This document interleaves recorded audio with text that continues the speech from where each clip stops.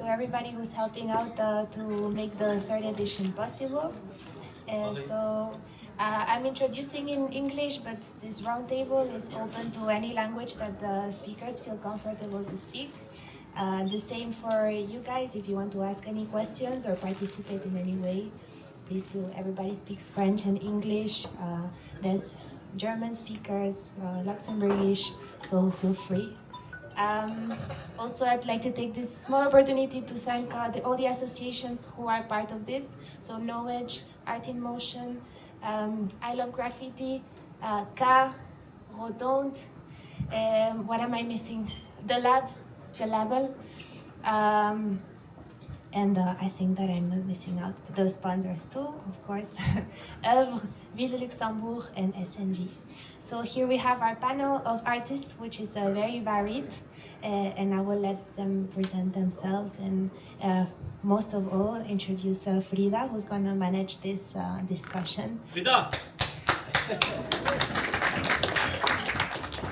I leave the mic to the interesting people. Thank you, Alicia. Hi everybody. Can you hear me good? Yeah? Okay, so I will do my best with the mic. I'm not a rapper, I'm a dancer coming from breaking, so handling the mic is not as easy for me as some of them, but I will be good, I guess. So I'm Frida, Frida Frost. I'm from Germany. At the moment I'm living in Morocco. I've been breaking since more than 20 years now, so I'm a little bit of an old school B-girl for Europe, let's say. But I also do theater, I do a lot of judging, breaking competitions. I also do research on breaking. I'm writing a PhD on breaking, actually. So I'm also in the academic field a little bit. And from time to time, I'm moderating panel discussions, and I'm super happy to be here today. I want to give a big shout out to Block Party to do all this amazing work. And thanks a lot for inviting me. I'm really happy to discover more of the Luxembourg scene. And I'm really happy to be here with these amazing, interesting artists. We just had a short talk, and I already learned some really interesting facts and stories about them. And I think this discussion round can go on forever, but we have 1.5 hours now. And in this 1.5 hours, we will speak about this question of preserving authenticity in an increasingly commercial world. And this questions already hold a lot of tension, so I'm really curious how our discussion will go. And I also invite you to be part of this discussion. So if we are debating about a specific topic and you're like, oh, I really want to contribute something to that, please let us know, raise your hand, and we will do our best to incorporate you in our discussion round. And also feel free to come closer. If you're sitting in the front, don't worry, you can always stand up and go and get some food or grab a coffee. It's really no problem, so feel free, like we are all in a living room and just hanging out with each other. Cool. So thanks a lot for being here. And we will do a short round of introduction. We have Instinct here to my left, we have Sader, we have Yellow, we have Bobby Pieles, we have Jemba, and Diego. And each of them will give a short introduction, what they actually do, because they're doing a lot of things, not just one thing. So yeah, you will discover it now.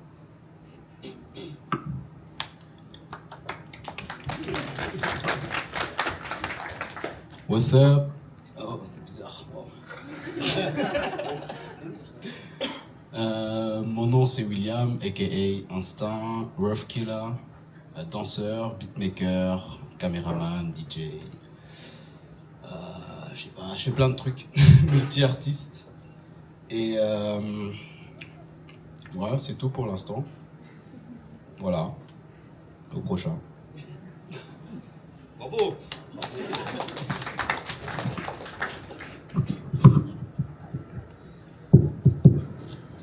J'appuie sur quelque chose, non, ça va. Donc bonjour, moi je m'appelle Olivier Sader, je fais du graffiti.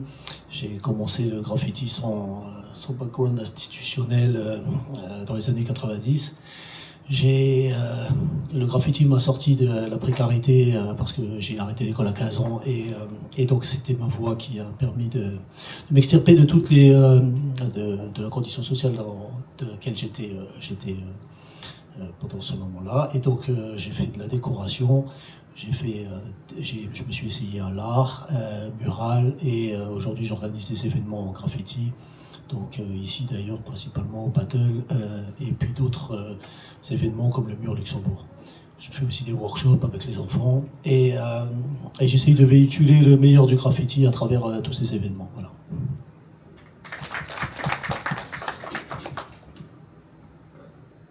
Hi.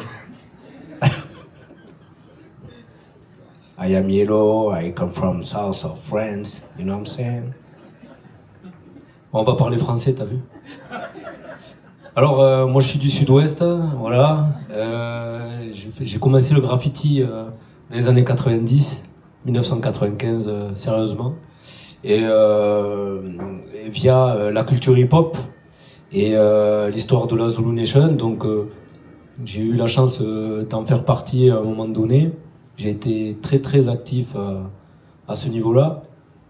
Après, oui, comme lui, donc Sader, mon ami, mais vous aussi, maintenant, enfin, on est potes maintenant, ça fait plaisir. Et non, et après, mais moi je suis aussi Master of Ceremony pour les événements de b-boying, de breakdance, de hip-hop.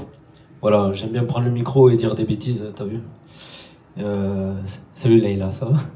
Et donc voilà, alors quand je parle de graffiti, je parle aussi de hip-hop en général. Donc voilà, je suis du sud de la France et maintenant depuis 15 ans à Paris et je suis supporter de l'Olympique de Marseille et de la Palestine, Free Palestine, merci.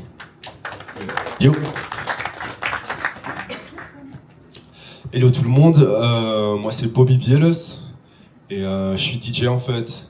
Là j'ai la quarantaine, je mixe depuis plus de 25 ans. Je suis luxembourgeois et j'ai commencé par les soirées, les battle DJ, j'ai fait des mixtapes, j'étais DJ pour certains groupes. Et en ce moment j'ai juste encore une émission de radio, donc Pénard, tous les samedis je mixe sur le 100.7. Et voilà, looking forward de ce qu'on va se raconter. Hello, I go for English. My name is Sasha, people call me Jamba. I do beatbox and used to breakdance when I was younger. I graph a little, I paint, I make pictures, organize exhibitions, do performances, freestyle a lot. Everything is improvised. My life runs on shuffle. Enjoy.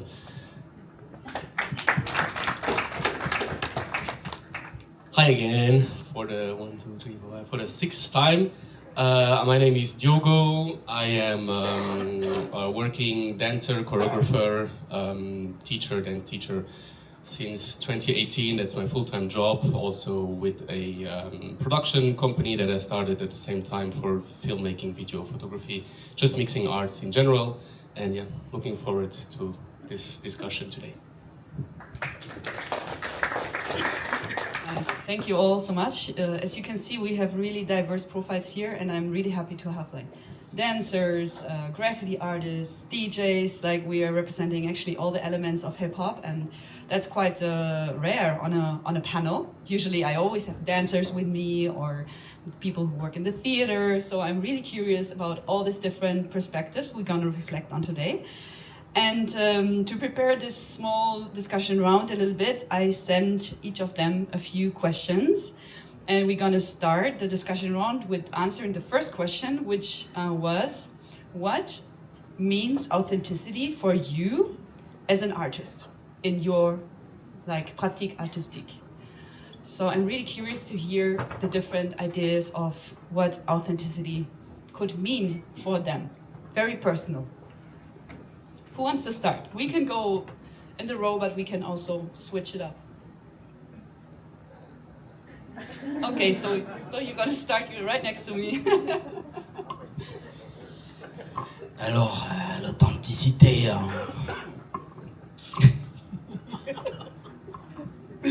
Pour moi, d'abord, je pense ça commence par ne pas être connecté, être déconnecté, être connecté avec soi-même et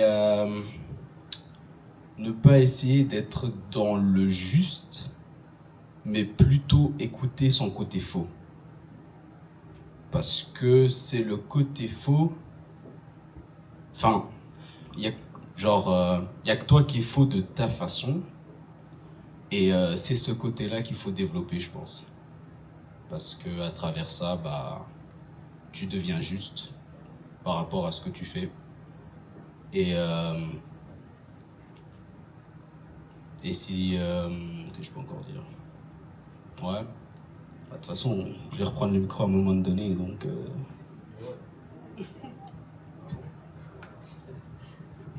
C'est vraiment proche par rapport au self-expression de hip-hop en fait. Qu'est-ce que tu as dit?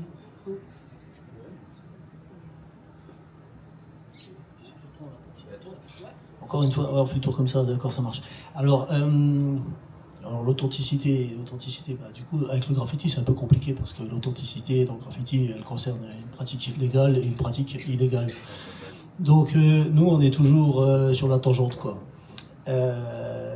Bon, par contre, le problème est que, par exemple, à l'heure actuelle, l'authenticité, elle s'est pas mal perdue chez certains à travers le mouvement street art, qui oublie quand même que tout découle du graffiti et de la persévérance de certains artistes qui ont créé les bombes de peinture et qui ont permis ce développement à cette pratique artistique.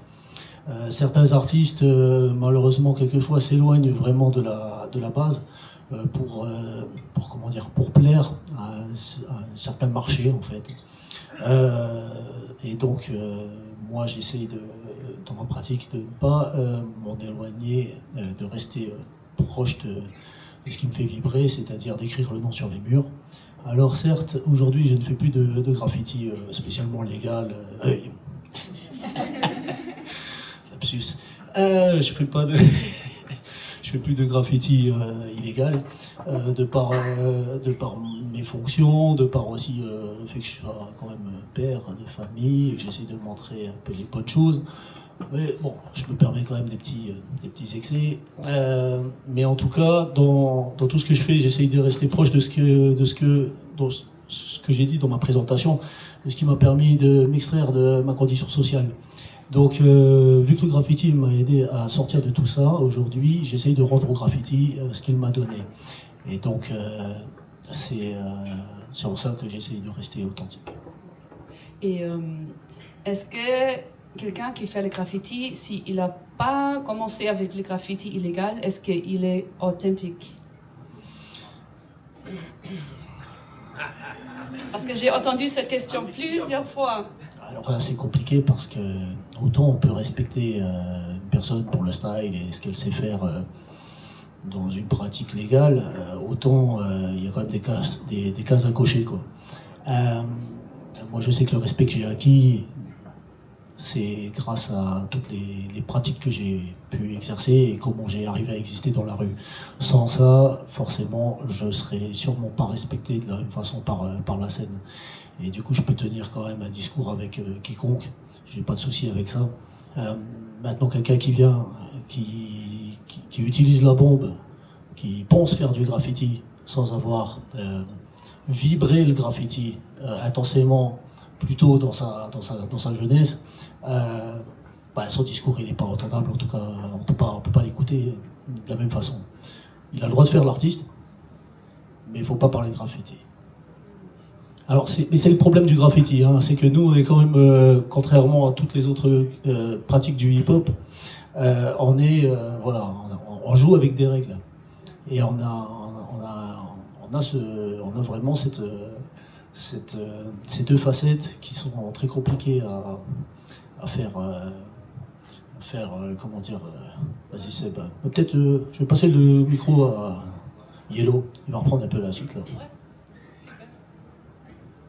Prête-moi tes lunettes, s'il te plaît.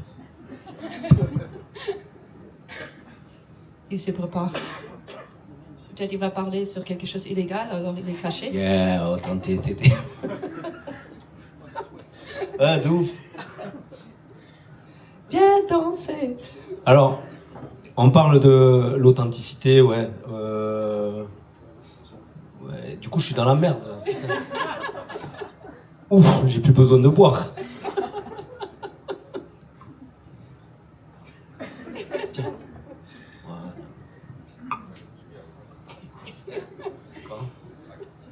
Ouais, me too. Ok, authenticité. Alors, moi, il y a 2 points. Il y a l'authenticité du graffiti et l'authenticité du graffiti par rapport au hip-hop. Moi, je me case là-dedans. Pourquoi le graffiti dans le hip-hop? C'est que avant, je rappais, mais je rappais mal. Après, je dansais mal, mais je voulais vraiment appartenir à ça. Et on me disait, mais putain, tu dessines et tout. Je dis, ouais. Donc voilà. Je voulais absolument faire partie de cette culture-là. Voilà. Et pourquoi graffiti hip-hop? Parce que c'était KRS-One qui disait que le graffiti était la discipline number one de la culture hip-hop, parce que on parle pas d'argent. Si on va faire un graffiti sur un train, on le fait. Tu vois, il n'y a pas des clients, des gens qui veulent acheter quoi que ce soit. Et là, je rejoins Sader par rapport à l'authenticité du graffiti. Moi, je suis un peu comme lui. Moi, c'est des raisons différentes. J'ai les genoux tout pourris. Je peux plus courir comme avant. J'ai 46 ans, t'as vu. Mais il y en a d'autres qui le font encore aujourd'hui, hein, de notre âge, et même des plus vieux. Coptou, il a fait 2 métros à Paris là, cette semaine. Bon, bref. Et en fait, le truc, c'est que, oui, par rapport au graffiti, on commence à faire de l'illégal, à faire ses armes là-dessus, à connaître la rue. Moi, je me souviens, j'avais 12 ans, j'allais dans la rue seul tout. Bon, après, j'avais pas une famille très responsable. Donc, du coup, je me suis auto-responsabilité, entre guillemets. Donc, c'est vrai que le hip-hop, ça commence souvent, enfin, à l'époque, ça commençait souvent par avoir des problèmes. On n'allait pas bien, il y avait un mal-être, il y avait un truc. Et puis surtout, du fait qu'on vivait pas comme nos camarades de classe qui, eux, ils allaient aller, enfin, voilà, ils avaient une bonne famille, tout ça. Et nous, on a fait émerger ce truc-là, on a fait mûrir ce truc qui a fait qu'on voulait plus être comme les autres. Moi, en tout cas, ça me dérangeait d'aller en boîte tous les samedis soirs, prendre toujours la même bouteille. Je suis cramé complet, je suis ardégate comme on dit chez moi, je vomis, machin, le lendemain je suis dégueulasse, et après à 19h il y a quoi, c'est quoi à 19h, il y a Dawson, il y avait Dawson. Mais voilà, mais en fait du coup j'ai arrêté Dawson et tout ça, vas-y Dawson mon frère. Et du coup j'ai voulu créer, j'ai voulu faire des choses, et la démarche du hip-hop elle est là. C'est-à-dire que quand t'as rien, tu peux faire des choses. J'avais même pas d'argent, ce que je faisais, je volais des bombes. Alors, ça fait partie de l'authenticité, entre guillemets, parce que si tu vas faire de l'illégal, c'est sûr que c'est un peu plus logique de voler des bombes pour faire de l'illégal plutôt que d'acheter 150 € de bombes pour faire des trains. Mais ça m'est déjà arrivé aussi de le faire. Hein. Voilà, à un moment donné, j'ai les moyens, je fais ça, ça fait un risque à moins, et tout ça. Mais voilà. Et il y a eu le street art qui est arrivé après, qui a complètement dénoté le truc et qui s'est accaparé des galeries, etc. Et du coup, ça fait des ennemis en plus, quoi. Parce que c'est trop facile de faire des coulures autour d'un Picsou ou d'un Mickey Mouse, quoi, tu vois. Et ça, je trouve ça que c'est de la merde, en fait. Et mais voilà, il y a pas de création. On peut reprendre des choses, mais il faut le faire avec conviction, il faut le faire avec talent, il faut le faire avec du goût, et surtout, il faut le faire avec une direction. Pourquoi tu fais ça? Pourquoi tu... Moi, je sais pas parler, je m'en fous. Moi, je sais pas parler sur un tableau, mais je fais ce que je ressens, et surtout, j'ai envie qu'on voit de l'authenticité par rapport à ce que j'ai vécu avant. Putain, je parle sérieux. Voilà, bref. Mais en tout cas, pour moi, le graffiti est la première branche du hip-hop, entre guillemets, par rapport à l'authenticité et les risques qu'on prend. Moi, je dis souvent que c'est la branche armée, tu vois. Que voilà, les mecs, ils vont dans les métros, ils vont dans les gares, dans les trucs, et on attaque le truc parce que c'est illégal, quoi, tu vois. Donc on n'aime pas le système, parce que le système, on le voit aujourd'hui, ça va pas. C'est tout l'envers de ce qu'on pourrait espérer. Maintenant, on a Elon Musk qui fait des... C'est quoi ça, tu vois? Bref, je m'enflamme. Allez, salut. Ouais, mais J'aime bien qu'est-ce que tu dis, parce qu'en fait, c'est le système qui décide, c'est le graffiti que c'est illégal. Parce que si le système, il veut pas dire... I was switching English, sorry, I can explain it better. Basically, it's the system who decides and who says that graffiti is illegal. Just if we think about it, it's an artistic expression, and if people wouldn't decide that it's illegal to paint on walls, it wouldn't be an illegal practice. And I find this so interesting that graffiti, it's so much speaking about the tensions with the system and also like challenging the system, because it's actually the system deciding that a specific art is to be seen as an illegal art. And from this perspective, it's just a really interesting point. And I also understand that for you, authenticity, it needs to make sense. There needs to be a reason why you do it. Yes. There needs to be authentic reason. Yeah, and I think that fits very well with what Instinct said, that it's a form of self-expression, so you have to express yourself in your art, and then it will be seen as authentic. It doesn't matter if it's in the wall, on the train, or in the gallery, right? Yeah. Ouais, c'est bizarre que vous voyez le street art comme une rivalité, j'ai l'impression. C'est comme si c'était votre combat, comme ça. Ouais. Moi, je suis OK avec tout, en fait. Dans le DJing, franchement, l'authenticité... À part jouer des mix préenregistrés, comme ça, il y a pas... Je vois pas vraiment ce que tu peux faire de faux, quoi. Genre... Enfin, moi, je mixe depuis 25 ans. Au début, on disait, ouais, il faut absolument mixer en vinyle pour être vrai. Ok, on va acheter des vinyles. Après, faut pas mixer en CD, c'est pas hip-hop. Ok. Après, il faut pas prendre de laptop. Les CD, c'est ok, mais pas d'ordi. Et puis maintenant, je sais pas, les gens viennent avec une clé USB, ils appuient sur Sync et c'est bon, quoi. Et franchement, j'ai aucun problème avec le bouton Sync pour ceux qui savent ce que c'est. Mais franchement, à part jouer des mix préenregistrés, tout est acceptable, quoi. Voilà, quoi. C'est plus dans la technique où il y a l'authenticité, quoi. Genre, c'est vrai qu'il y a beaucoup de DJ qui viennent avec un contrôleur. Non, donc pour ceux qui savent pas ce que c'est t'as genre 2 platines et une table de mix dans un ensemble USB que tu branches sur l'ordi et tu peux mixer tout de suite avec. Il y en a qui disent « Oh non, ça c'est fake, voilà ». Je sais pas, en fait, je m'en fous. Quand ça sonne bien, c'est ok, quoi. Moi, j'arrive toujours avec mes platines vinyles, parce que j'aime bien, c'est gros, c'est lourd, c'est imposant, ça donne un style, tu vois, j'arrive là... Tu vois, ça donne une certaine présence. Mais les gens qui peuvent bien mixer avec un... Je sais pas, Daft Punk qui mixe avec un laptop, tu vois, genre, j'en ai rien à... Enfin, tu vois, genre, tout est permis. Mais vas-y, réagis, Olivier. C'est un peu par rapport aux techniques et les skills. Ouais. Alors oui, effectivement. Après, la manière dont c'est fait, c'est pas un problème. La chose est que dans le street art, et chez beaucoup d'artistes qui vont se retrouver en galerie, ils vont utiliser l'image graffiti pour faire valoir leur crédibilité en ayant un passant dans la rue, en ayant un passé dans la rue. Et donc, ils s'octroient de fait une crédibilité qu'ils n'ont pas. Donc ils viennent se rapprocher de nous, les vrais acteurs, ceux qui ont pris des risques, ceux qui ont vécu les choses, ils traînent un petit peu avec nous, puis après ils disent « Ah ouais, je suis issu du graffiti ». Non, t'as rien du tout dans la vie. Toi, t'es juste quelqu'un qui est bien entouré, qui a un bon réseau, et tu viens et tu nous bouffes le business, oui, effectivement, tu vois. Parce que nous, on a un business, quand même aussi, tu sais, on essaye quelquefois d'en vivre. Et quand tu te fais prendre... après, bon, c'est comme ça, hein, c'est la vie, hein, y a des gens qui sont... bien, d'autres moins, donc on ne doit pas se battre à armes égales. Mais quand tu vois des gens qui s'accaparent un faux passé derrière pour faire de la strict credibility, alors nous, ça nous pose problème. Donc, mais je comprends. Hein. C'est pas contre le street art, hein, en fait. Tant que tu restes sincère envers toi-même, c'est ok, quoi. Si t'es un street art, je sais pas, si t'es exposant des galeries et tu fais des couleurs avec une bombe, c'est ok. Après, si tu dis, ouais, j'étais dans la rue dans les années 80, machin, si tu mens, c'est pas ok. La sincérité et l'humilité. Voilà. C'est juste la sincérité et l'humilité. C'est-à-dire que maintenant, aujourd'hui, moi, je ne fais que du légal et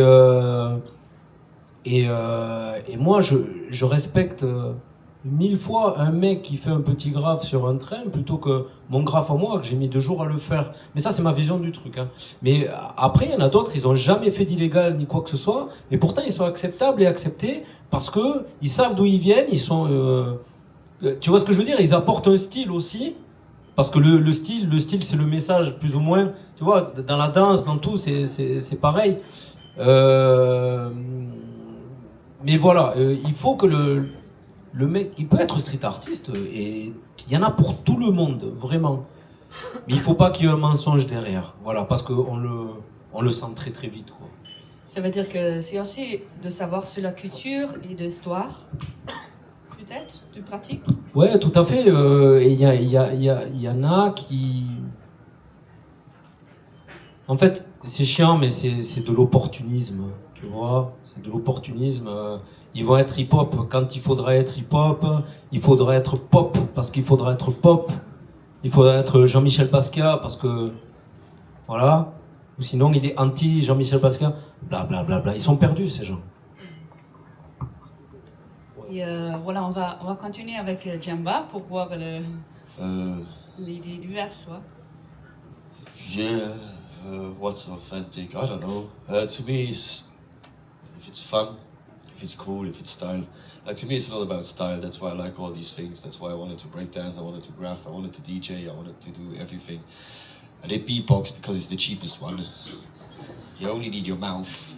I have no money and shit, so I had to wait 20 years to start skateboarding. Otherwise, I would have skateboarded. But I think to me, it's like, yeah, fuck politics. I do these things because they are fun.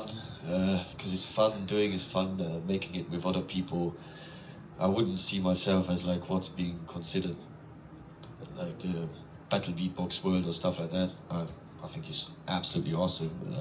I cannot do that, but yeah, I don't know. It's like to me, it's about like when it's music, making music. I'm always so I have to dance anyway. Like I've been jumping around till 4 a.m. last night. It's just I could never hold myself back. I don't know. But it was. Yeah, at some point I moved out a bit of the hip hop scene because the whole politics about it got a bit, like, I don't know, it sometimes it sounds like there's like looking for trouble even if there's no trouble, or not trouble, like complications where, yeah, I don't know. If it sounds cool, if it looks cool, if it smells cool, it gotta be cool. And it's all about cool to me, it's like steez and stuff, ninja stuff, I don't know. Nice. Cool. Well, for me, it's actually really easy. It's actually just the meaning of the words. It's just being real and staying true to yourself. Like they said before, try not to invent a story, just to please the one that is listening. You can just, like this example of you're losing blood from your nose and it's dropping on the canvas, and you're gonna sell that shit for 30,000 euros because you're just gonna invent a story behind it. You're gonna say it's Mike Tyson who gave you a kick and it's the blood, so that's... Well, if someone wants to pay for it, win. Yeah, but don't call yourself authentic at that moment, On the other hand, I'm like, let people do what they want. Like, if they don't want to come from the streets, or maybe it's just because their family situation was good enough for them not to be on the streets, good for them, as long as they don't pretend they came from the streets. So for me, it's more about just stay true to yourself and stop pretending. Yeah, that's a really good point, because I feel in these days we have a lot of participants in hip-hop culture which are not necessarily had to struggle because of financial means, had to, like start with the practice because they didn't have money for something else. I can really relate with you for the skateboarding. For me, it was the same. I always wanted to skateboard. I didn't have the money to buy a skateboard, so I started to do breaking. It was more cheap, and I liked it. But really, what really interests me is also concerning a little bit the second question, which I asked you guys before, is what rule do you have for your work to stay authentic? And I'm really interested to hear from you because you're working as a choreographer. And you also do choreography. And I know that there's also like a tension sometimes between people. If you do choreography, if this is still authentic hip hop or if it's not. And I'm really interested like how this is for you in your work, and what do you do in your work that you feel like this is my authentic me and I'm still connected to hip hop culture. So, let's say I consider myself as a really versatile dancer. So my background, of course, is not the US and the streets, etc.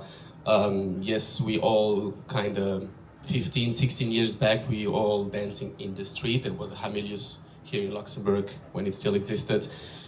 But again, I'm not going to say I'm coming from the streets. It's not true. I always had a roof over my head, etc.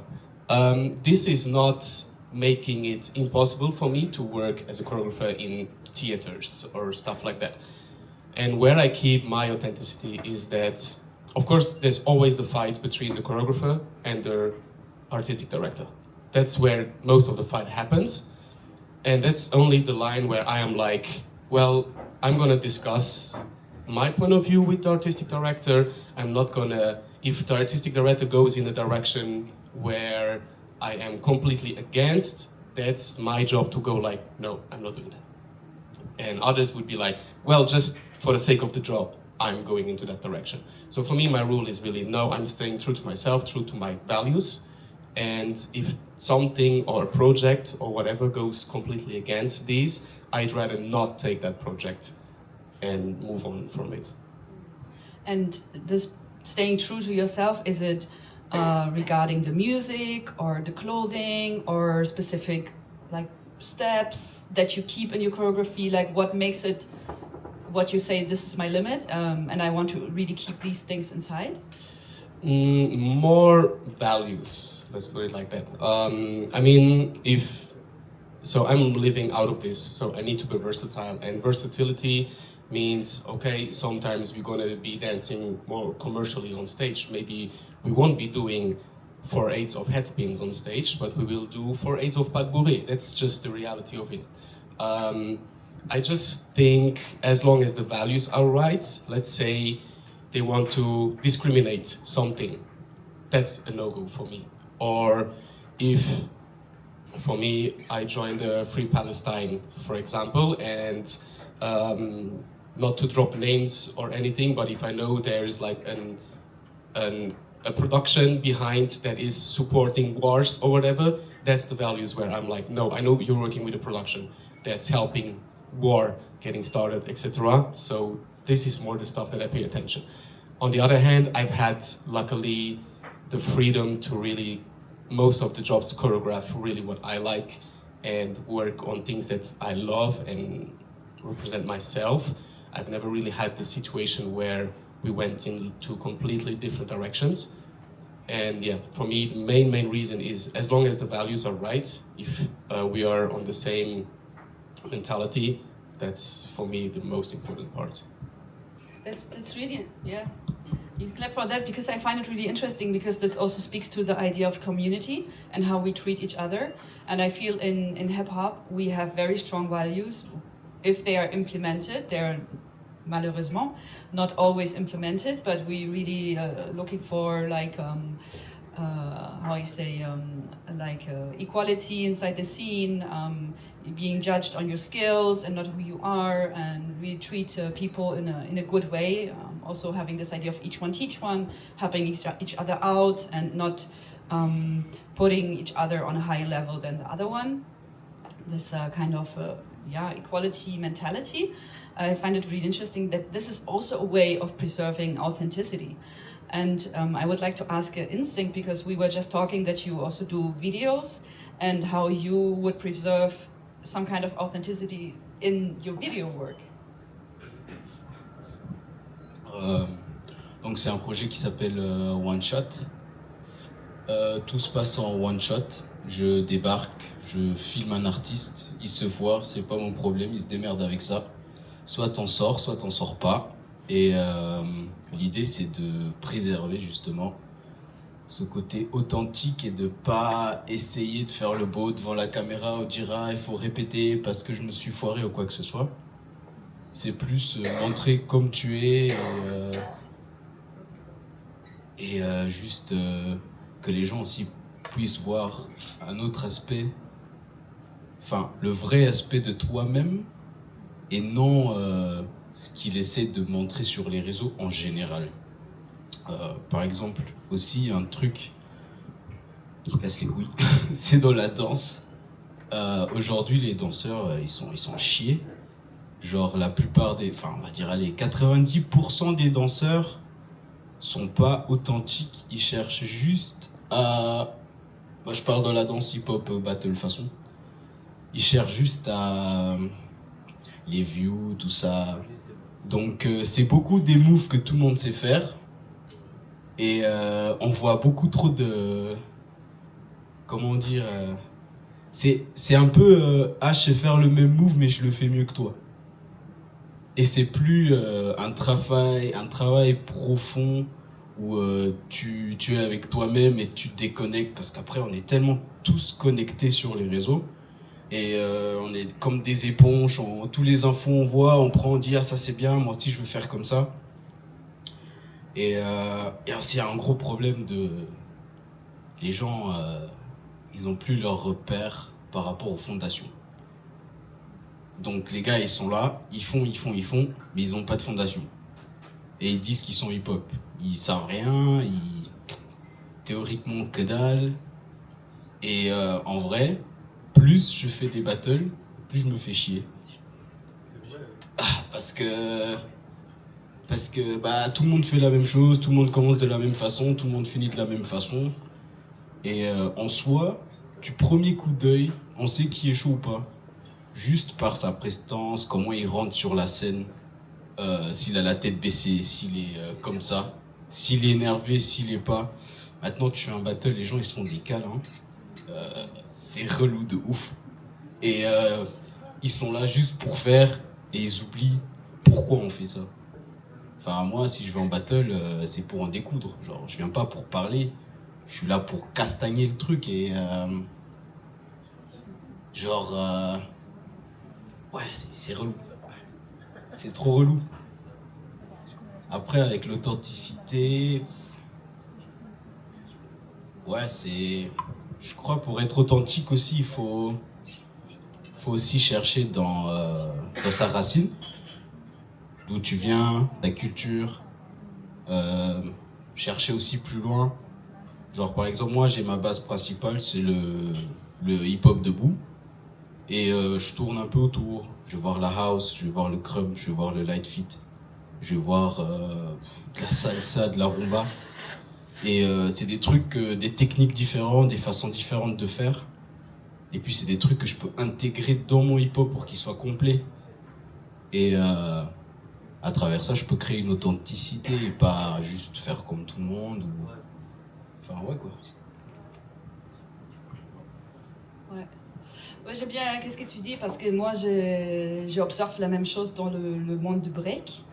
C'est en général, oui. Ouais, c'est beaucoup l'influence de social media et comment c'est facilité d'apprendre des choses par rapport aux vidéos. Il ne faut pas nécessairement juste regarder le battle et après il faut essayer. Non, tu peux en fait rester chez toi et regarder les vidéos et essayer par rapport aux vidéos. Alors d'apprendre le mouvement, c'est beaucoup plus facile. Et aussi cette barrière de copier quelqu'un, c'est vraiment bas, j'ai le sentiment. Et comme ça, je trouve il y a plein de danseurs, ils ont un peu le copie des autres. Et c'est de plus en plus rare de trouver vraiment des danseurs qui sont super forts. Et qu'est-ce que je remarque dans le break, c'est quand il y a quelqu'un qui est super fort, il a vraiment développé son style, il gagne le battle, le grand battle, il a tous les gens qui vont essayer de danser comme lui. Et il ne comprend pas qu'en fait, il a gagné parce qu'il a son style, son propre style, il est authentique. Et ça, je trouve, c'est intéressant parce qu'en fait, on cherche pour quelque chose d'authentique. C'est qu'est-ce qu'on aime, c'est qu'est-ce qui est... c'est successful. Mais après, tu vas pas développer ton style authentique parce que tu veux être comme l'autre. Et ça, c'est un peu bizarre pour moi. Et je les vois dans le break beaucoup. Je trouve que aussi le social media, il a une grande influence. Il a aussi des événements commerciaux comme Red Bull BC One qui a une grande influence. Et ça, je trouve intéressant. Et ça sera mon prochaine question. C'est, est-ce qu'on n'est pas déjà commercial dans le scène hip-hop? Aren't we already super commercial inside our own bubble, inside our structure, inside our scene itself? Because when we speak about commercial work or commercialisation, we always think about the outside of hip hop, other people, somebody maybe looking from outside on hip hop. But actually, for me, inside hip hop, we are already very, very commercial. And there is a big tension, and I'm curious to hear how do you see that? Aren't we already commercial inside hip hop?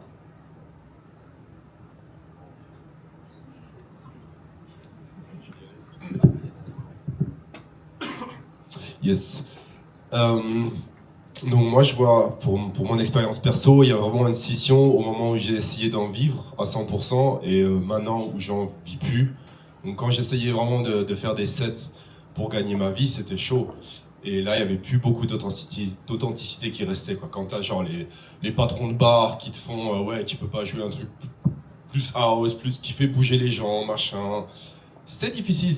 Moi, j'ai pas tenu, quoi. Maintenant, j'ai un 8 to 5 normal. Et je choisis les trucs que je fais et je suis super épanoui et content. Et je fais des trucs beaucoup plus intéressants qu'avant, quoi. Maintenant, je sais pas qui de vous en vit. Toi, t'en vis. Et vous deux. Ou vous trois. Ouais. Donc ouais, c'est chaud, quoi. C'est vraiment quand t'en dépends financièrement, c'est chaud de garder ses valeurs perso. Et moi, à un moment, ce que je faisais, je crois aussi qu'il y a une scission par rapport où tu vis. Au luxembourgeois, c'est encore quelque chose de différent de rester authentique. Moi, quand je vivais à Bruxelles, donc dans une capitale, franchement, je pouvais en vivre. Je pouvais mixer ce que je voulais, les gens les comprenaient, c'était un peu plus ouvert d'esprit. Je pouvais aller dans des soirées, je pouvais switcher de style. Parce que moi j'écoute de tout, donc après 20 ans, je n'ai plus de barrière à house, hip-hop, techno, j'écoute de tout. Et dans une ville comme Bruxelles, je pouvais rester authentique en mixant de tout. Alors qu'au Luxembourg, j'ai créé ce nouveau place, Bobby Bieles, qui fait strictement du rap. Et j'ai un autre place qui va plus être house, j'ai un autre place qui va plus être Screwed and Shop. Enfin, j'ai plusieurs noms pour plusieurs projets. Parce que dans la tête des gens, une même personne ne pouvait pas faire plusieurs genres de musique. Les gens sont comme ça ici, moi j'ai l'impression. Donc moi, de créer plusieurs alter ego, ça me libérait et je pouvais rester authentique dans chaque genre. C'est mon interprétation de la chose. Maintenant, chacun en fait un peu ce qu'il veut. Hein. C'était mon approche. Ouais, c'est super intéressant parce qu'en fait, tu fais une connexion entre l'espace et d'être authentique. Alors, how much can we stay authentic depending on the place we are in? And that's a really interesting thing, yeah. Il y a beaucoup de gens comme moi, hein. J'ai pas inventé ça, les Madlib, ils ont 200 pseudos pour 200 projets différents et j'ai toujours admiré ça, de changer de masque comme ça. Maintenant, est-ce qu'avoir un masque c'est authentique? Moi j'ai des potes très proches de DJ hip-hop au Luxembourg que j'adore. Puis ici, il fait un truc depuis 30 ans, il a un nom, il fait un genre et il est respecté et moi je l'adore, mais moi je pourrais pas faire ça. Chacun son truc, quoi. Après, c'est sûr que ouais, l'authenticité, ça dépend des moyens qu'on a. Hein. Si on me donne plein d'argent, moi je peux être authentique. Hein. Je peux habiller en rose et puis dire ce que je veux dans la rue. Hein. Bon, après, je m'en fous complètement, hein, je serai authentique. Mais parce que j'aurai les moyens. Et forcément, quand on doit se plier à des besoins pour vivre, du coup, quelquefois l'authenticité, on se la met. On se rabaisse, quoi. Hein, voilà, c'est pas on se rabaisse, mais disons qu'on va pas faire les authentiques jusqu'au bout parce que il faut manger. Et par exemple dans le graffiti, c'est ce qui se passe souvent. Hein, il faut quand même un peu, voilà. Après je vais prendre plutôt parce que là. Est-ce que tu as fait Yann, un graffiti que tu détestes? Parce que moi j'ai fait des sets où j'ai honte. Est-ce que toi t'as fait un graffiti où vraiment tu dis genre ou le sapin de Noël là que j'ai graffé pour 500 boules? Je sais pas. Hein. Ouais, justement, on va y venir. Comme je disais, bon, donc moi je suis français, je suis l'échec scolaire total, j'ai arrêté à 15 ans, j'ai été travailler dans l'agriculture, j'ai fait 3 apprentissages, j'ai fait l'armée à Tarbes, de là où vient Yellow, hein, j'étais parachutiste. J'ai bossé dans toutes les usines et je suis sorti de toutes ces missions intérimaires où j'ai bossé partout, hein, dans tous les trucs, sans diplôme, sans rien. Grâce au graffiti. Donc du coup, des sapins de Noël, j'en ai fait quoi, et ça me faisait chier. Le seul problème, c'est que je préfère ça que de faire les 3-8. Parce qu'il y a des gens, quelquefois, ils parlent d'authenticité, mais ils savent pas ce que c'est que la vie. C'est comme les gens qui parlent de Marx, mais qui l'ont lu à l'université, mais qui n'ont jamais travaillé avec la vraie classe ouvrière. Donc dans le graffiti, ce qui se passe, c'est qu'il y a beaucoup de gens comme moi, comme mon exemple, qui, face à l'adversité de la vie, voient à travers le graffiti et la pratique de la bombe une manière de ne plus avoir à se soustraire à la subordination auprès des patrons, et donc deviennent des décorateurs. Et donc quand c'est comme ça, on ne peut pas faire son graffiti authentique. Non, on aimerait bien pouvoir faire du graffiti, mais on ne peut pas en vivre. C'est tout simplement, donc on va faire des Mickey, on va faire des Donald dans les chambres, et ça c'est très embêtant. Maintenant c'est une réalité. Et du coup, si maintenant j'ai été né dans une bonne famille, dans un bon pays, avec les moyens adéquats, les études qui me permettent, après je peux mettre une plume où je pense et puis faire genre ça c'est de l'art. Mais ça je peux pas. Donc c'est ça aussi l'authenticité, ça dépend des moyens qu'on a quoi. Maintenant ceci dit, moi j'arrive quand même à préserver de l'authenticité quand je travaille avec les enfants, parce que c'est bon après bien sûr après des années quand même hein, d'expérience. Parce que moi j'ai quand même 47 ans, cette année je vais en avoir 48, et donc presque 30 ans de graffiti derrière moi. Et en fait aujourd'hui, à travers le battle de graffiti, je reste authentique à la pratique qui m'a permis de me sortir de ce que je viens de raconter là. Avec les enfants, j'essaie de garder toujours cette âme d'enfant et de partager avec autant d'énergie qu'eux le plaisir de mettre de la peinture sur les murs. Et là d'ailleurs j'essaie de ne pas être l'adulte qui imaginent quelque chose, mais de garder et de préserver leur naïveté dans leur pratique. Parce que malheureusement, quelquefois, il y en a qui se trompent, et en faisant des ateliers avec des enfants, par exemple, ils vont essayer de faire des décorations qui répondent à la demande des communes et des élus qui ont décidé de faire ce workshop.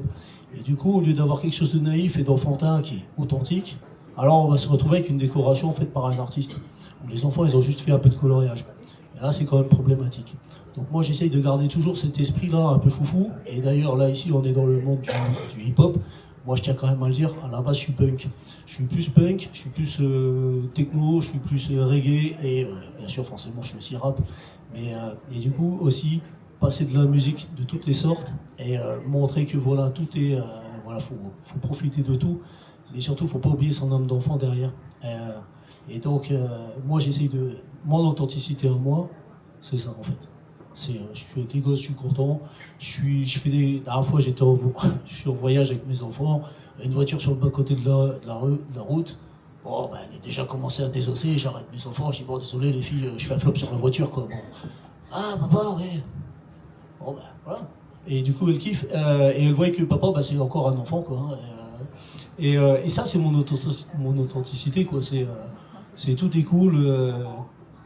Tout est bien et je reste moi-même. Maintenant, c'est vrai que dans le business, ouais, c'est compliqué, quoi. Ouais. Et j'aime bien qu'est-ce que tu as dit. C'est vraiment, it really shows how diverse authenticity can be in your work and how you can approach it. And for me, for example, I was teaching breaking in the university, in a sports university, for students who would become sports teachers. So I was like, okay, I will put breaking inside the university. It's not really the context of breaking, but I will make sure that they don't only learn the movement, but they really learn the history and about the culture. So they really had to study like about hip-hop history and culture. So they really understood what breaking means. And they also had to come with me to some competitions to watch or jam sessions, you know, so they would not only understand breaking in the university settings, but they would also understand the breaking scene in the city they would live in, like in Cologne. So even some of them, they got interested, and 1-2 of them, they continued, you know. So this is for me a way of keeping an authenticity for me and also for the dance, which I'm mediating. And I'm interested if you guys, you have some examples of projects or works where you could really keep authenticity and bring it inside the work, or when it was really struggling to keep authenticity and you really had difficulties to keep it authentic, you know? Do you have examples? I see you have the mic. Do you want to share? Yes. So I would like to say something about the b-boying and b-girling. C'est par rapport à ce que tu as dit aussi. C'est que moi j'ai beaucoup speaké des battles à l'époque. Yuval ne m'aimait pas. Déjà. Parce que Yuval défendait toujours le voguing. Il disait ouais, le voguing c'est hip-hop. C'est pas hip-hop. Voguing, c'est pas hip-hop. Ah voilà. Bon bref. Et ouais, pourquoi tu speaks à ma place et tout. Voilà, parce que je suis à ma place. Et en fait, on parle d'authenticité. Là, je vais parler vite fait du break, entre parenthèses. Je respecte tous les breakers, mis à part ceux qui copient, qui veulent faire mieux sur leur propre move. Mais il faut toujours copier au début. Moi, mes débuts, mes premiers, c'était Tekid, c'était Lee, c'était Bando, tout ça. Forcément, on prend une base tout en la respectant, parce que moi, je suis très intègre, très originel dans ce qu'il faut faire. Voilà.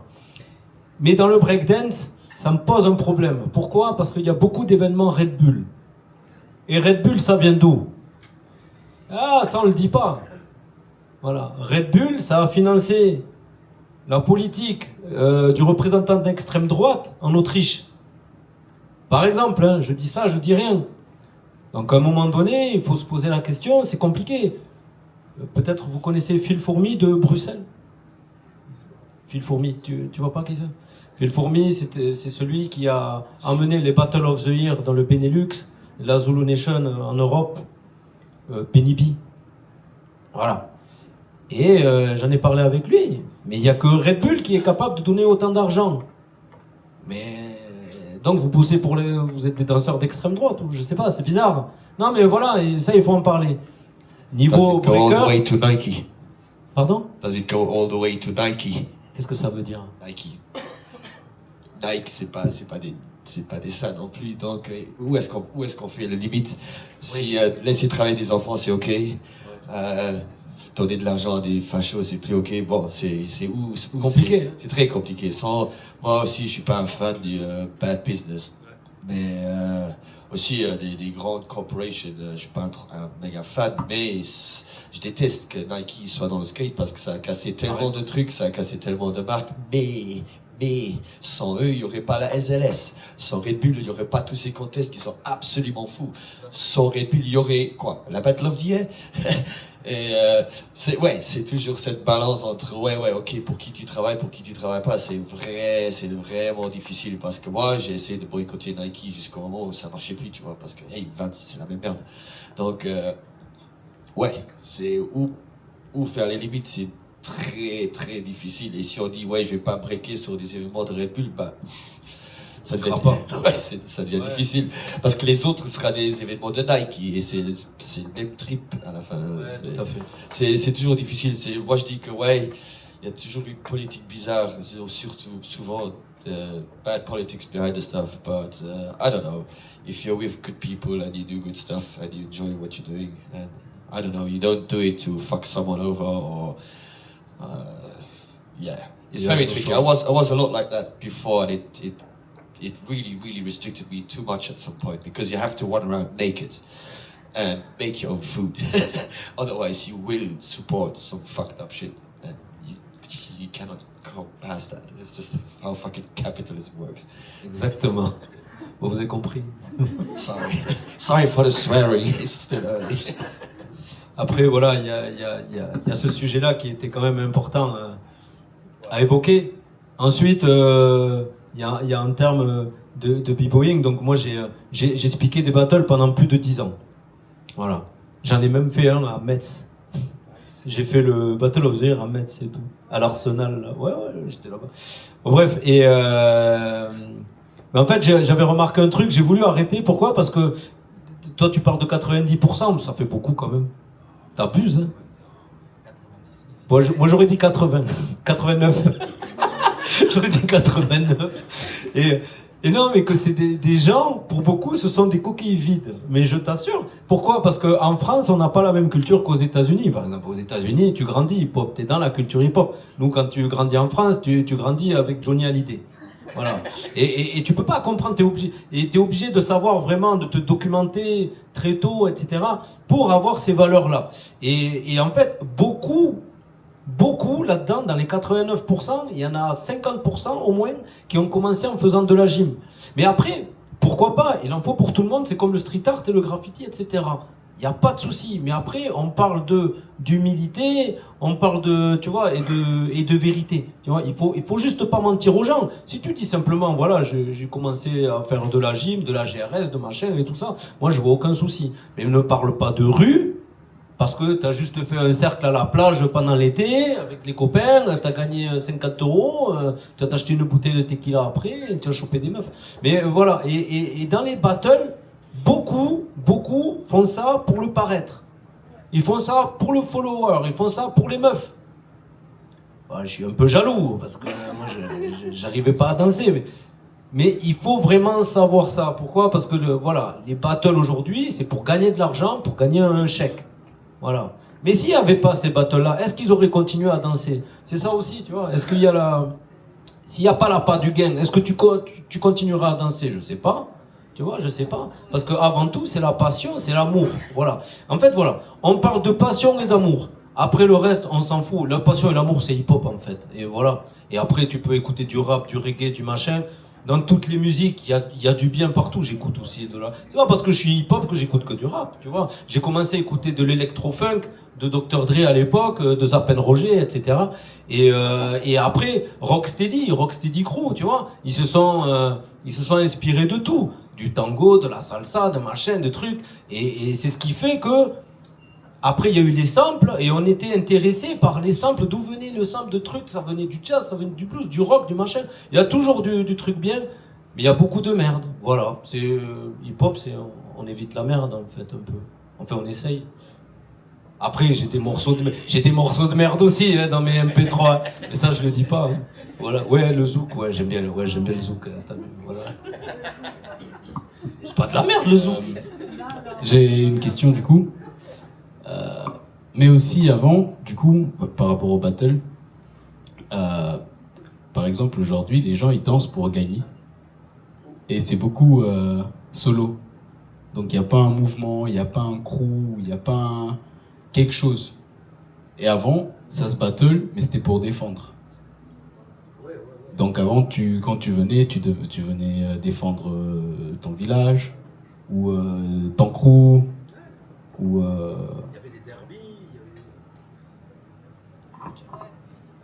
Alors du coup, alors moi je sais pas, là c'est la danse, hein, même si moi aussi j'ai dansé.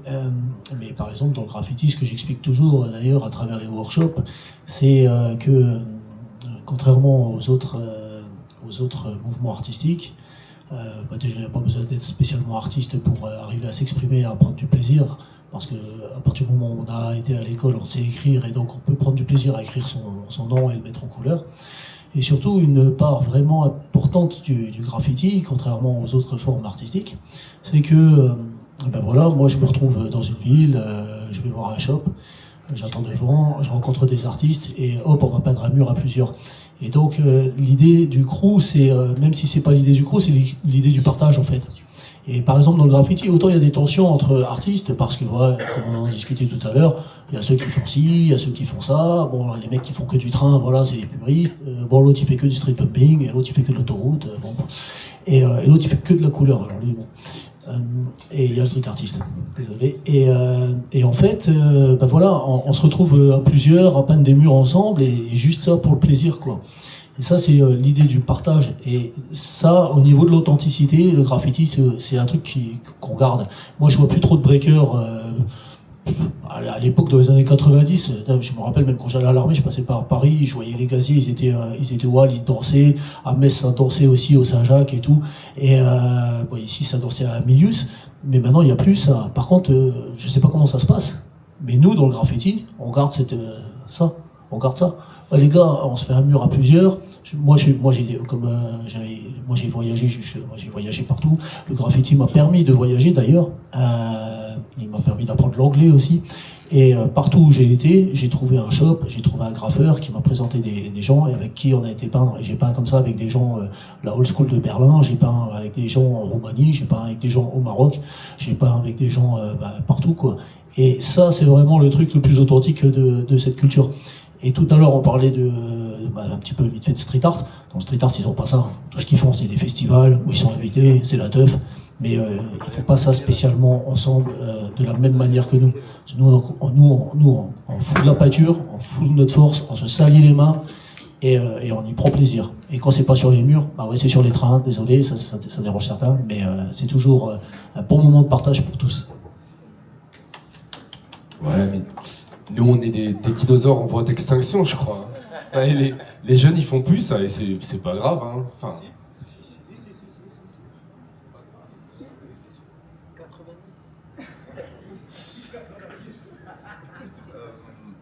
Non, mais on parle beaucoup d'authenticité comme étant un truc positif et machin, et je trouve quand même que pour beaucoup de gens, ça a été un frein dans l'hip-hop. Genre, ceux qui veulent vraiment rester authentiques de ouf, j'ai plein de potes, ils sont restés scotchés dans leur chambre à sampler du vinyle, à rapper des textes conscients, et maintenant c'est juste des vieux hommes aigris par la vie. Et moi, je me suis, avec Jamba, on s'est un peu extrait de tout ça. Je sais même pas si on est encore hip-hop, enfin si on s'exprime, on est ici, on parle, mais voilà quoi, ça a été été un frein pour beaucoup de gens, quoi. Moi, tant qu'on est sincère et intègre, fuck l'authenticité quoi. On n'est plus à NTM 89 authentique, voilà. Ouais. So it's a good point because actually to stay authentic, I mean we already had really many different examples how we can stay authentic. And you also just remarked that staying authentic is also something to stay true to yourself and also stay maybe critical. Because I like what you raised the question of the Red Bull events. It was also something on my paper because it's for me it's a very critical thing that Red Bull has such an influence in breaking and also in top dance styles now with Dance Your Style. And I always feel if the people don't stay critical of what is actually the goal of this brand, because it's a commercial event, it's a campaign, it's a brand. If you don't stay critical, you don't know this, then I think it can have a very negative effect in the community. And we see the different effects it has. And what is very astonishing for me, in the breaking scene, for example, it's that Red Bull managed to have a foot in the door that makes it accepted by many breakers as an authentic event. And when the Olympics came, people would discuss if this is something we should do or shouldn't do. Whereas for me, I'm also critical towards the Olympics. I was inside the qualification process. I judged a lot of qualifications. I also judged in the Olympic Games. So I also have like some insights and I have the outsides. And for me, it was always important to stay critical and to transport the values of our breaking community and the dance into this contexts. And I felt, and that is quite funny for me to experience it, that in this world of dance sport, we were able to present a more authentic breaking than I would experience it in the world of Red Bull. Because in Red Bull, everything is about to be sold and to be commercialized. And in the WSF events and the Breaking for Gold events, we at least had in most of the events the right music. They paid for the music rights. Like in the Olympics, we had one of the best music playlists ever of the DJs. We had like the authentic songs, you know, we had the Mexican playing in the finals, and this is something which you will never hear in Red Bull because they're just not paying for music rights. So they would just like use the license-free beats or self-produced beats, which some of them are really dope, but most of them are like very monotone break beats, and it's changed breaking a lot.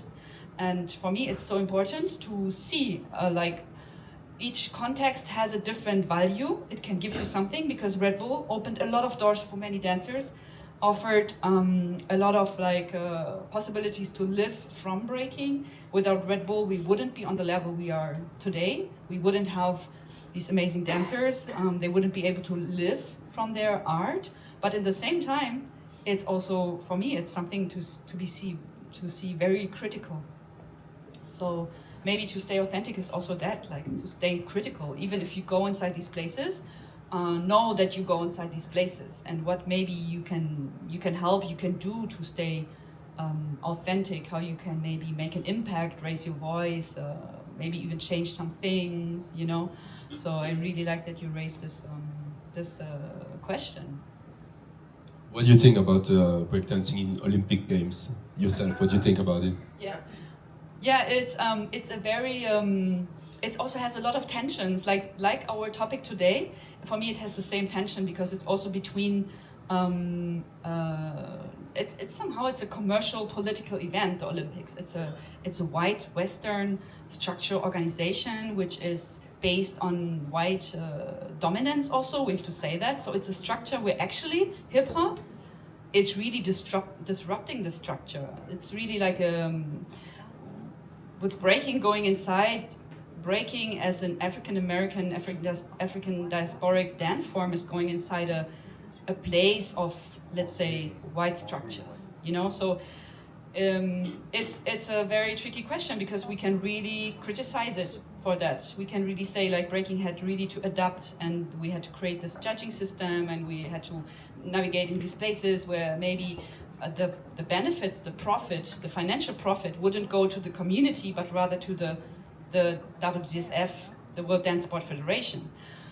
So there is the question of the financial benefit, and then there is the question of the structural benefit. So when you look at countries, for example, for the Global South, let's say Thailand, Morocco, or other African countries, or South American countries, the dancers there, because of being able to be in this process, they had, for the first time ever, recognition of their cities, recognition of their country, that breaking is an art form. For the first time ever, being able to teach classes in schools or to live from breaking, at least for this period of time. So it created, inside some countries, it created, again, new structures which helped the people, the dancers, to make a living from their art. So for me, there are so many perspectives, because in the marginalized countries, it could have a very positive effect. At least I know quite a few examples. And then in the more economic strong countries, it wasn't that important, I would say, as it would be for marginalized countries. And then you could see another perspective, for example, is for the women. The Breaking for Gold events, it's the first time ever that we have same women and same male representation. The first time ever in history in breaking, and this is insane. It's an institution coming from outside of breaking, giving us for the first time the equal platform. Same prize money, same structural support, same rules. And this is for me something which cannot be valued enough, because as a B-girl starting in 2001, I know how it was 20 years ago, how it's now. There are amazing B-girls now and a lot of chances also for B-girls, but without the WDSF events, without the Olympics, we wouldn't see all these amazing B-girls we see today, because they wouldn't have gotten any recognition or awareness in their respective scenes, nor would they have gotten the support or the financial support to arrive where they are now. So it had a major impact on the equality on our scene. But the downfall is, now as breaking is not anymore in the Olympics, all these structures are kind of disappearing, and I don't see that the breaking scene is picking up these ideas of equality and implementing it. You know, so again, there are so many different tensions inside. Okay, yeah. Ok, interesting. Parce que moi, enfin, j'avais aussi dansé vite fait il y a 20 ans comme ça, et notre prof disait oui, mais non, il faut y mettre du cœur et tout, parce que tu vois, c'est pas un sport, ça va jamais être aux Jeux Olympiques, tu vois, c'est une danse, tu vois. Et maintenant c'est aux Jeux Olympiques, et voilà, je suis choqué. Mais voilà, peut-être qu'un jour il y aura même DJing aux Jeux Olympiques, enfin, je sais pas, tu vois. Ouais, parce que les DJ, ils ont été trop forts en fait. Ok. C'était super. Aussi le battle là-bas. The battle in the Olympics were one of the best battles I ever judged, on the highest level I ever seen, on the best music I ever heard. So the event itself was, even it was in this huge frame of the Olympic Games, I felt the setting was quite authentic, as authentic it could have been. Yeah. Nice. Disons. It's a shame that they focused fully on the Australian.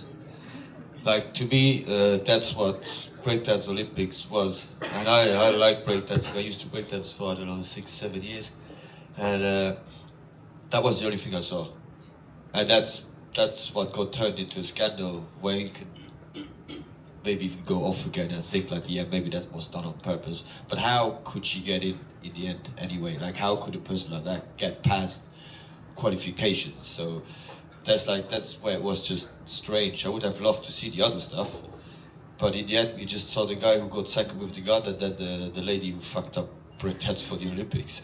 So, Yeah, and there you see again like how the outsiders, like the media, is creating the image, because dramas, TV. Exactly, it's about financial sellout, you know, and this is the crazy part, because for me, breaking, we were not prepared for the international media coverage.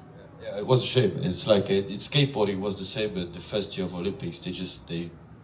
They fucked up on so many levels, like, and then it just gets focused on that, and that's where, well, that's not a problem of breakdancing or a problem of skateboarding. That's just a problem of our media these days. It just lives of shit, like it lives of anger, hate, and clickbait, and all. It's like just turn it off and watch it live. I don't know. That's why you probably saw what it really was, where I can imagine the people who were there, they really saw it, but I couldn't even find normal battles from the Olympics. It's weird. Yeah, and that is really again a good point. It's like when you are there, it doesn't matter which battle, but when you're there, you can feel if it's authentic or not. You can feel if it's like the real hip hop or not. And then what is the coverage about it? It can be something completely different, or how we talk about it can be something completely different. So again, it's like this different perspective. Or like the speakers, how they speak. Oh, and he did another jump, and now he did another jump with a 180, and he did another jump and a flippery-roo. It's like, really? In our times, like, how could you not find people who could really speak for this? And it's like the media coverage here, you mean? Media coverage, speakers, like the whole Olympics was just like, what? Like, that was for skateboarding in the first year. I don't know, like, and then when you, well, yeah, okay, if some news anchor is gonna speak news talk about stuff like that, that makes it look a bit ridiculous. And Totally. it's really, like, it's weird. Like, this whole Olympics thing is weird. It's like Eurovision Song Contest. Like, why the fuck would you go there? It's like the worst ever. It's like, why do we keep on doing this? It's like, if we have a version, like, I don't know, I've been outside of breakdancing world for too long, so to me it was Battle of the Year, and then there was like a few other small battles, but it was always like very, very small. And it was about like, yeah, let's make some sick moves. And it was also, it's always very difficult to kind of judge breakdancing because it's so much about style. Like, what is, I don't know, like, I was a guy who could do a lot of step moves and freezes and stuff, and it's like, is that going to be better than a head spin now? And like, it's very, very vague and difficult and tricky. So I don't think what you explained was awesome. Why it was good to have it in the Olympics. It's just a shame that nothing of that got showed. Absolutely, I absolutely agree with you, and I think that is again a question: how could have been the media coverage could have been more authentic to, you know, to. Well, maybe like back in the days, you could buy these DVDs or VHS tapes of like a DJ evening where they had like a scratch battle or a breakdance event, and like maybe it comes down to the hip hop scene itself to cover it and make their own coverage of it if they can, because TV or Facebook is never going to represent it in the end. It's just going to try to get clicks and make money, and maybe it's down on us to do it, sort of like we always did. Like have a guy with a camera and another freak who puts it together. Exactly, like like doing coverage. Yeah, it's because it's always coming full circle. You know, it's like about we have to do our own media representation maybe to represent authentic culture. You know. Or me going inside the Olympics to be able to maybe have an impact, to keep something more authentic, to, you know, speak up here and there, to be able to, you know, change some small things which could make an impact. So I think it's always, there are so many different moments where we can decide where we can step in and change something for a more authentic representation. And what is authentic, what we hear is like can be very diverse. It depends on the style, depends on the own life experience, on the work possibilities, on the place where you're in, on the practice you do, you know, it's really diverse. And I just want to ask also the audience, because you've been listening to us now for a while, and if there are any questions, if you want to share something, if you have questions to one of the speakers or the guests, if you want to join us, if you're already asleep, if you need a coffee, food, water. You're good? Yeah? Because you're very silent, which I can understand after like nearly 1.5 hours. And anyway, if you have any questions, if you want to share something with us, you're really welcome. Just raise your arm. Yeah, we've been in this topic. Anybody of you want to add something to the topic we just discussed?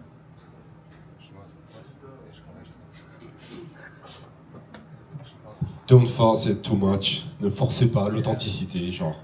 Ça viendra tout seul. Like I said, moi je suis sur une radio nationale et je passe entre deux programmes, rien à voir, et je fais mon truc et je reste authentique à moi-même. J'ai travaillé pour Snipes qui fait aussi des événements de breakdance. On en pense ce qu'on veut, hein, mais c'est une grosse multinationale, mais ils sponsorisent quand même des trucs. Là je travaille pour une grosse salle de concert. On book beaucoup de merde on book aussi beaucoup de trucs cool, mais je travaille dans le marketing. Le marketing c'est pas hip-hop, faire de la pub c'est pas real, mais il en faut. Donc chill. Je crois que rester authentique c'est plus un sport de jeunes comme ça, genre faut y aller. Moi j'ai rien à prouver, gars, je m'en fous. Alors, on peut être authentique et être cool. Tout va bien. Hein. Tu sais, moi je suis moi j'espère. Hein. Je fais tout pour l'être, et pas pour les autres. C'est pour moi, parce que je me sens bien comme ça. Et ça m'empêche pas de dire que tel nouveau truc c'est de la merde, et tel nouveau truc c'est mortel. Tu vois. Je suis pas aigri. J'ai eu une époque où j'étais aigri, effectivement. Quand tu grandis avec, je sais pas, Time Bomb et tout ça, tu vois, et puis après, t'entends, comment ça s'appelle, Kobalade, là, les machins, les... Waouh. Non, mais ça c'est très très compliqué.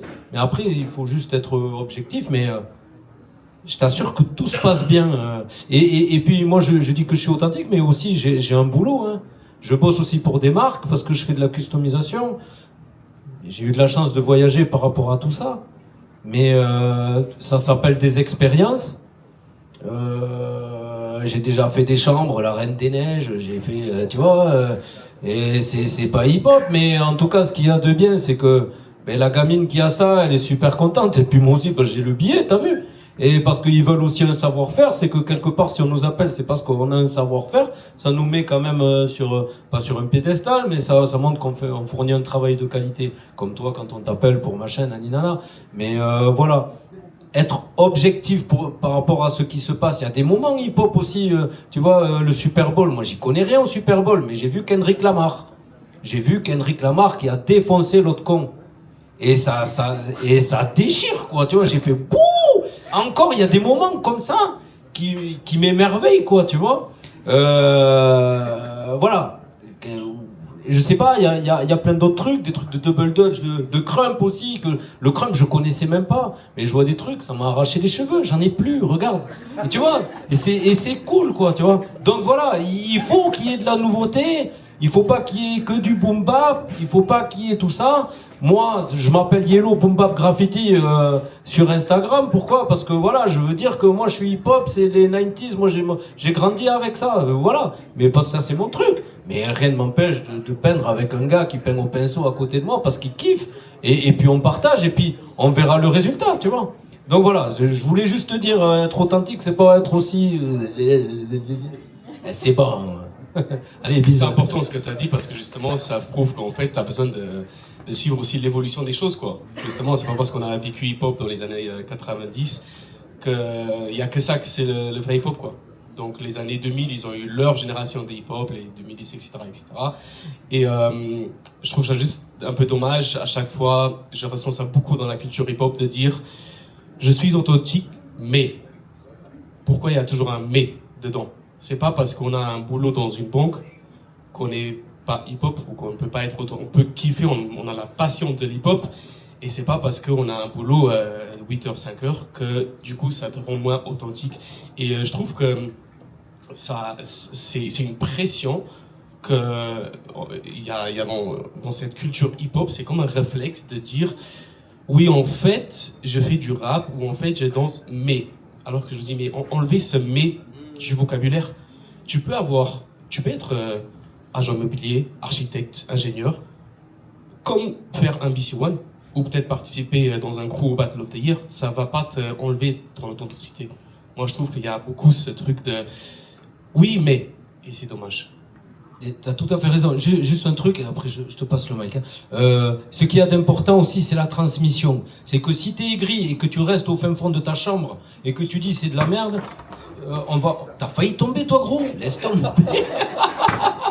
Et voilà, viens pas te plaindre parce que toi, tu vas pas changer les choses, tu vois. Mais il y a la transmission, l'amour que tu as pour le truc, c'est bien de le donner aux autres, quoi. Donc, comme il a dit lui, pour garder les trucs frais, pour montrer les bases, parce qu'aujourd'hui, tout le monde a tout le monde a Internet, tout le monde a les machins, alors que personne va s'intéresser à quoi. Enfin, 90% va s'intéresser à rien, tu vois. Alors qu'avant, on se débrouillait, tu vois, le moindre petit document. On regardait ça et on le buvait, quoi, le truc, tu vois. On se nourrissait de ça, quoi, tu vois. Et ça s'enregistrait. Les cours de maths, on n'enregistrait pas. Mais ça, parce que ça fait plaisir. Toi, tu rigoles souvent.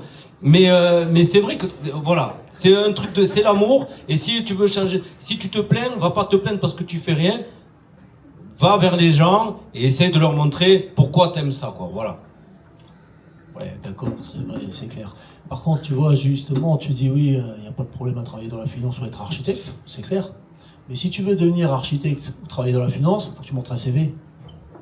Et ce CV-là, si tu l'as pas toi-même fait, bah, tu vois, où est-ce qu'elle est ton authenticité dans on dit hip-hop, hein, comme je dis, moi, hip-hop, je me revendique pas du tout du hip-hop, hein, mais même si je suis hip-hop, forcément, tu vois, par mes activités. Mais du coup, si tu n'as pas fait tout ce cursus-là, voilà, elle est où ton authenticité, tu vois. Donc en fait, il y a quand même besoin pour les activistes, pour les pratiquants, tu vois, de passer par des choses qui font que voilà, ils connaissent ses racines, ils ont pratiqué avant de pouvoir acquérir une notoriété ou quoi que ce soit, quoi. Oui, justement, et c'est ce que je dis, ça te rend pas moins authentique au hip-hop. Le fait que tu as fait tes études d'avocat... Non, justement, non, il n'y a pas de souci avec le fait que non, mais tes études à côté, c'est pas un souci. Mais est-ce que tu as fait tes études dans la discipline que tu exerces? C'est ça, non, on s'en fout. Tu peux être avocat, tu peux faire tout ce que tu veux à côté. Ça, c'est mais est-ce que tu te revendiques, si tu revendiques une culture, tu vois, ou une pratique qui fait partie du coup de ce hip-hop, est-ce que tu es passé clairement par les stades, tu vois, qui t'amènent vers cette crédibilité et ce statut, tu vois. Moi, par exemple, si j'étais pas passé par les différents stades du graffiti, bah là, je prendrais ma gueule, tu vois, je prendrais pas le micro. Ouais, mais tout à fait d'accord. C'est la même chose que, comme j'avais dit auparavant, si t'as pas vécu ça, va juste pas le vendre, ou va juste pas l'inventer. Mais c'est pas parce que t'es avocat que t'as pas pu avoir vécu dans la rue ou quoi. Et c'est juste ça. Mais oui, c'est clair que après c'est notre boulot aussi. Pour reprendre un peu, par exemple, l'exemple des Jeux Olympiques. Il y avait beaucoup donc de coverage, comme il a dit, des trucs bidons, etc. Mais après, c'est à qui de remettre les choses à la place. C'est à nous, c'est à la culture hip-hop. Ou l'exemple de, voilà, les battles, il y a de plus en plus de gens, en fait, c'est des passages écrits, il n'y a plus aucune originalité ou quoi, c'est écrit du début à la fin, mais ils réussissent quand même à gagner des battles. La faute, là, elle est où? C'est chez les juges, la faute. Donc, il faudrait éduquer, en fait, les juges. Et la grande difficulté, je pense, c'est justement, pas tout le monde peut faire les mêmes stats dans la vie, c'est juste impossible, mais ce qui est important, c'est de rappeler, écoute, Ça s'est développé comme ça et comme ça et comme ça. Oui, maintenant les temps ils ont changé, etc. T'es pas obligé de passer par la même merde que moi, etc. Mais juste oublie pas que ça existait. Et là, on va chercher dans un univers beaucoup plus loin que juste de dire, voilà, je m'invente une vie, on va dire comme ça. Alors ceci dit, quand même, quand tu passes par certaines merdes, ça t'aide à te construire, tu vois. Ouais, Différemment que carrément. si maintenant tu as toujours eu les pantoufles bien, tu vois, et tout. Donc en fait, dans l'adversité, tu te construis bien, tu vois. Contrairement à ceux qui sont nés dans le coton. Donc il y a de ça quand même.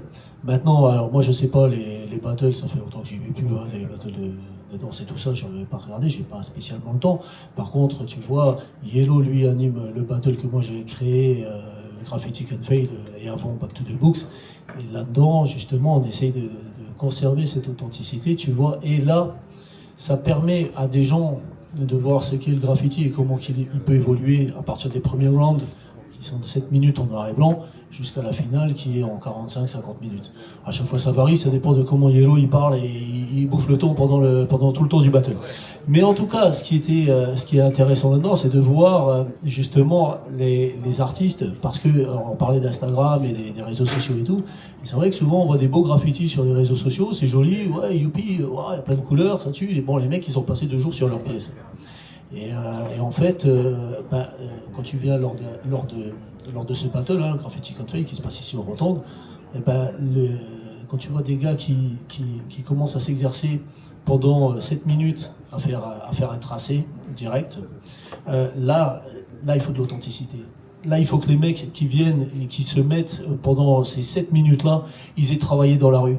Et là, il y en a beaucoup qui se sentent lésés quelquefois, parce qu'il y a des gars, bah ouais, super, j'ai 25 000 followers, là, j'ai 250K, je sais pas quoi, tout ça. Ouais, mais gros, on te donne un mot, là, 7 minutes, tu nous fais une grosse croûte. Alors que le gars, là, tu vas à côté, lui, il a tapé de la rue, et lui, quand il prend sa bombe, il fait un tracé, et il te la met, quoi. Et en fait, tu vois, c'est ça qui est intéressant. Et moi, par exemple, dans mon authenticité, c'est ça, tu vois, j'ai arrivé à faire ressentir, d'ailleurs au public qui vient, ce qu'est vraiment le graffiti. Voilà, après les battles vos battles et vos comment ça s'appelle, les histoires de... Ouais, Rhodes. Non, mais après, voilà, les trucs des Jeux Olympiques et tout ça, nous, on n'y sera jamais, on s'en fout, mais voilà, en tout cas, bah, je sais plus maintenant où j'en suis, là, voilà, donc nous, dans le battle, c'est cool. Après, c'est pas la faute des jurys en vrai, hein. Faut pas abuser.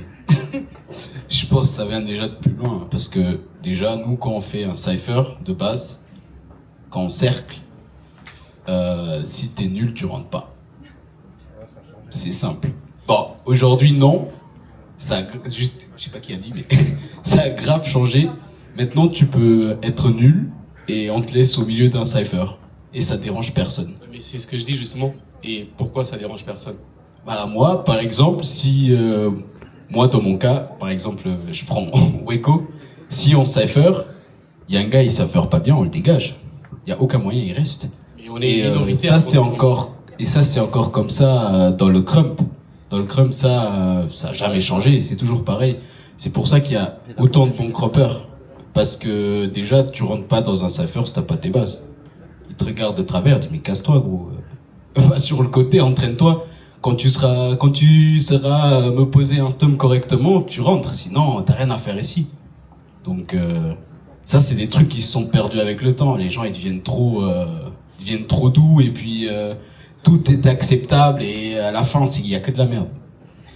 Et c'est ce que je dis justement, c'est ça qui fait que les passages écrits et tout, bah ça passe. Finalement, ils gagnent les battles, ils gagnent leur thune avec ça. Donc il y a un moment où cette valeur-là, elle a été perdue, quoi. Je pense par rapport à la danse, c'est très intéressant qu'il y a ceux qui vraiment écrivent le passage et tu peux le voir, c'est écrit. Les autres écrivent le passage et tu peux pas voir c'est écrit parce qu'ils jouent vraiment bien avec la musique, avec qu'est-ce qui se passe en derrière eux. Alors c'est écrit mais spontané, écrit et improvisé. Et je pense qu'il y a beaucoup de danseurs qui allaient dans cette direction. Parce que sans écrire tes passages, tu peux pas rentrer dans le grand battle comme le Olympique par exemple, ou même BC One. c'est difficile dans le break. C'est... Oui. Mais la plupart des danseurs, ils écrivent pas tout le passage, mais ils écrivent quelques moves pour être capable de pas répéter leurs mouvements.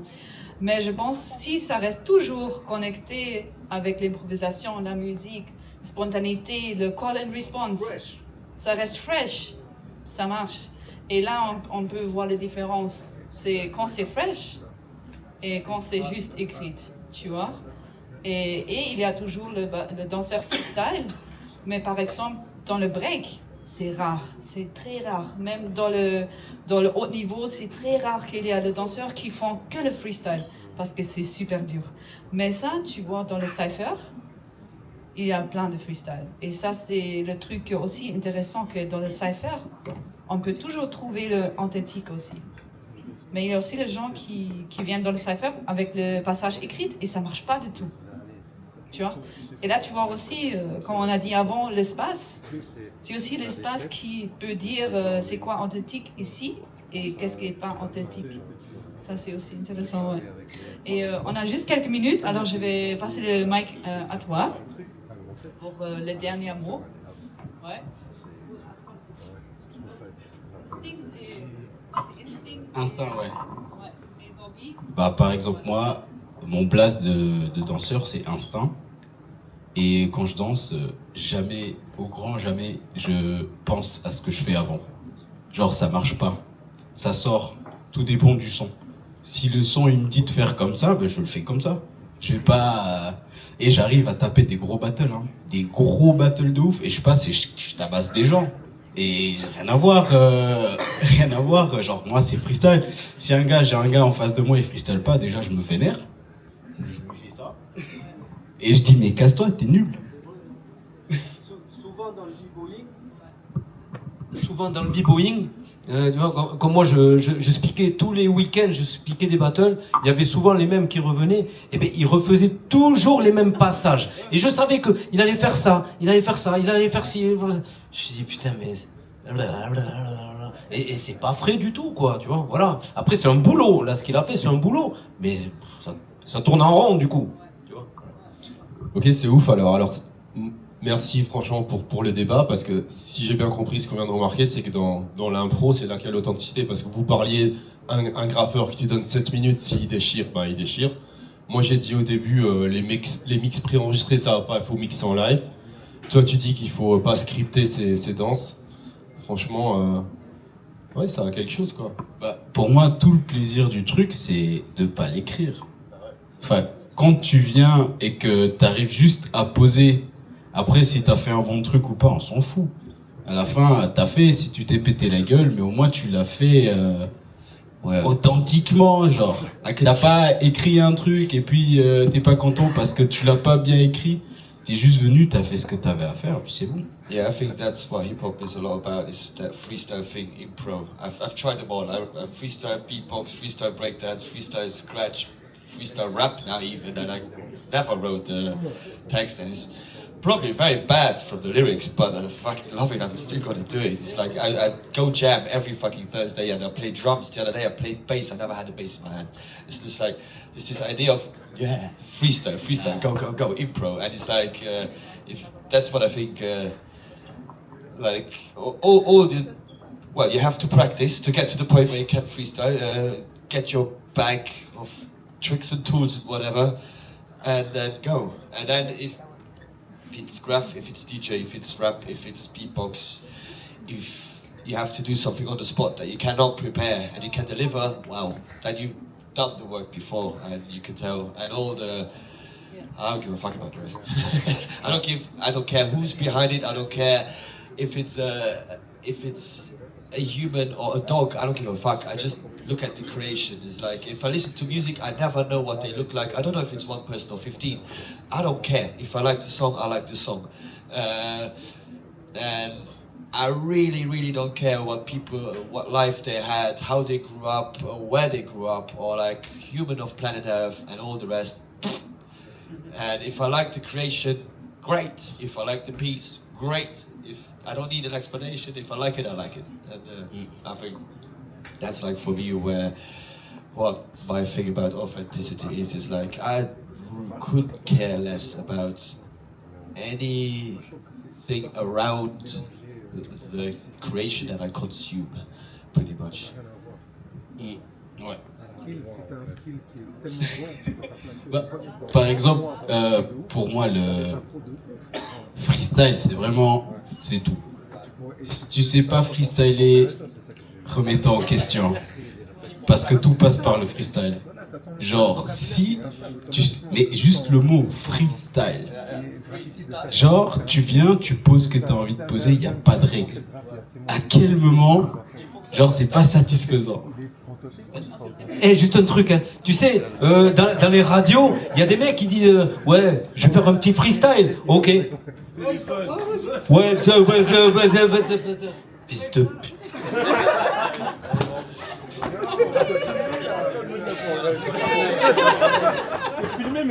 I think this were the perfect closing words. Merci. Thank you so much.